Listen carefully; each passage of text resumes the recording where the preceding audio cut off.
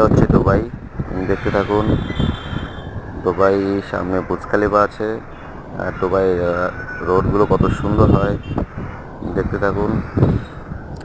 যারা যারা এসছেন এটা দুবাই কোথায় বলবেন, আর যারা দেখছেন তা অবশ্যই যদি আসার ইচ্ছা থাকে এসে দেখবেন।